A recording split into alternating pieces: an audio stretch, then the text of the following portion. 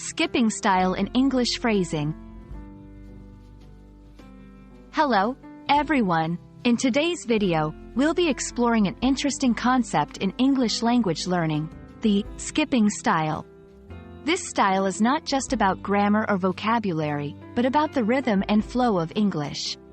Let's dive in and see how understanding this can enhance your fluency and comprehension. Skipping style refers to a pattern of speech in English where speakers tend to emphasize certain words while skipping over others. This is similar to how one might skip stones across water.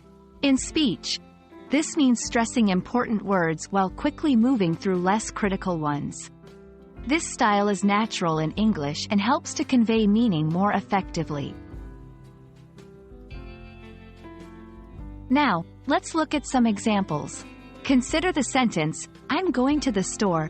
In a skipping style, we would stress going and store, while the other words would be less emphasized. This pattern helps convey the main action and the destination, which are the key points of the sentence. Understanding and practicing the skipping style is crucial for English learners because it makes your speech sound more natural and fluent.